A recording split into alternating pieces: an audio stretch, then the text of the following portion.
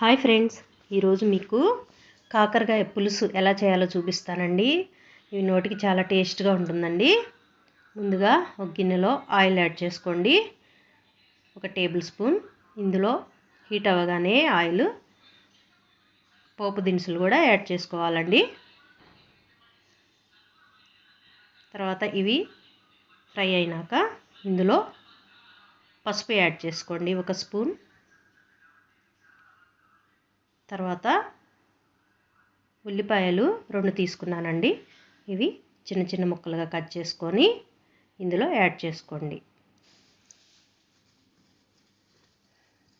Fry అవనివ్వండి. తర్వాత ఇందులో 2 పచ్చిమిర్చి నిలువుగా కట్ చేసుకొని ఇలా యాడ్ చేసుకోవాలి. తర్వాత కరివేపాకు కూడా యాడ్ చేసుకోండి, 2 రెమ్మలు. ఇప్పుడు చక్కగా ఫ్రై అవనియండి. ఈలోపు మనము కాకరకాయలని సాల్ట్లో మనము ఇలా ముక్కలుగా కట్ చేసుకొని పెట్టుకున్నామండి, వాష్ చేసుకొని. ఇవి పండినవే టేస్ట్ అండి పులుసుకి.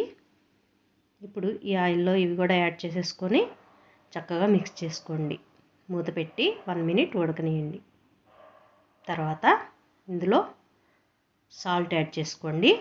ఇప్పుడు రుచికి సరిపడా యాడ్ చేసుకోవాలండి. తర్వాత కారం కూడా 1 టేబుల్ స్పూను యాడ్ చేసుకోండి.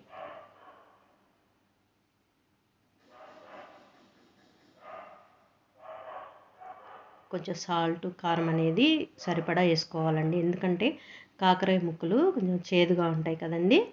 అప్పుడు ఉప్పు కారం కూడా సరిపోవాలి నీట్గా. తర్వాత కొంచెం మగ్గినాక చింతపండు రసం కూడా యాడ్ చేసుకోవాలి. 1 నిమ్మకాయ సైజ్ అంతా నానబెట్టుకొని ఇలా జ్యూస్ చేసుకొని ఇందులో యాడ్ చేసుకోండి. ఇప్పుడు చక్కగా మిక్స్ చేసుకొని ఇందులో మనం ఇప్పుడు బెల్లం కూడా కొద్దిగా యాడ్ చేసుకోండి. ఈ బెల్లం వేయటం వల్ల మనకి కాకరకాయ చేదు అనేది ఉండదు. చక్కగా టేస్ట్ కూడా చాలా బాగుంటుంది. కారం కారంగా, తీయగా, పుల్లగా చాలా టేస్ట్గా ఉంటుంది. ఇప్పుడు చక్కగా ఉడకనియండి. చూడండి, ఉడికిపోయింది. ఒక 5 మినిట్స్ తర్వాత చూడిస్తే ఆయిల్ కూడా పైకి వచ్చేసి ముక్కలు కూడా సాఫ్ట్గా ఉడికిపోయినాయండి. ఇంకా వేడి వేడి అన్నంలో సర్వ్ చేయటమేనండి. నచ్చిందా అండి? నచ్చితే ఒక లైక్ ఇవ్వండి. నా ఛానల్ని సబ్స్క్రైబ్ చేసుకోండి. ఓకేనా ఫ్రెండ్స్? బాయ్.